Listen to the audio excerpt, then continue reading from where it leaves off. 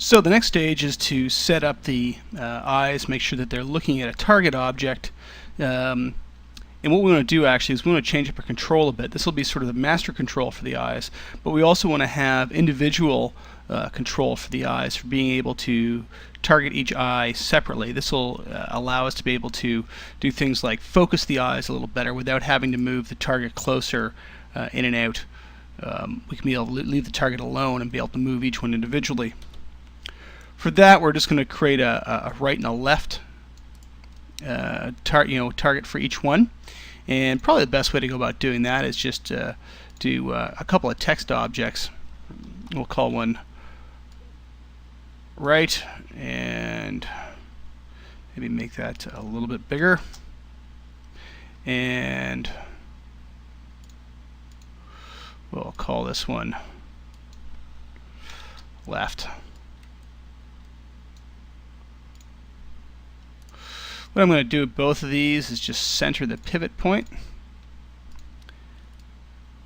Make it a little easier to deal with. And then I want to line them both up to the, using the align tool, I want to line them both up to the main control here.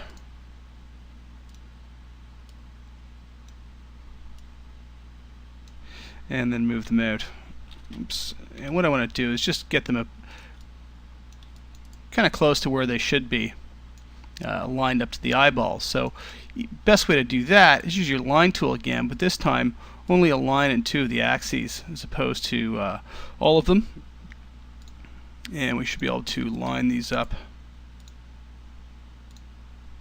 so that we've got them in the right spots, but still lined up to the initial control object. Now what we want to do is parent both of these to it using the link tool so that we've got one control with a left and right target. We might want to actually scale this control down a little bit. And of course, scale's not something we want to use, so do it at the sub-object level, and you're far better off.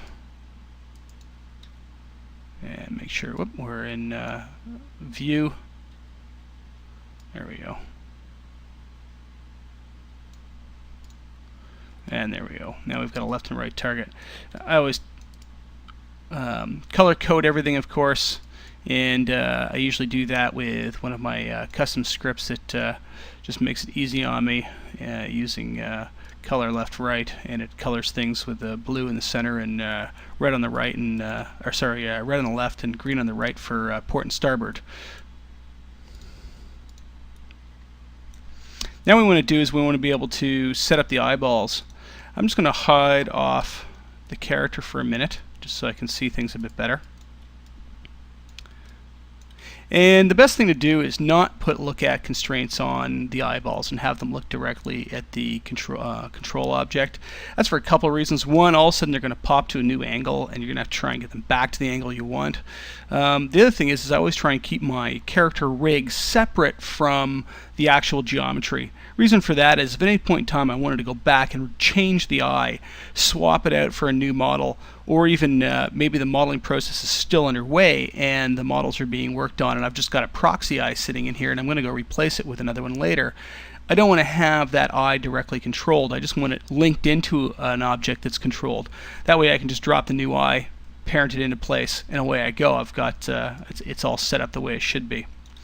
So what I'm going to start with is a couple of point helpers.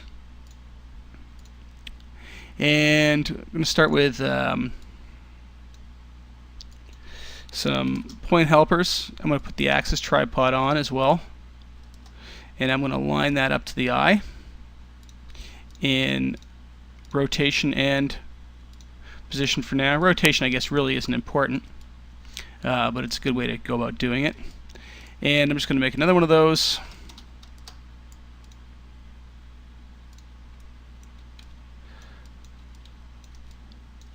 And what we're going to do is we're going to set those on look at constraints to the actual targeting system. Now the other thing I need to get now is the rig back, and I need to take both of the point helpers that we've created for the eyes, and we need to parent them back into the head bone. This way they act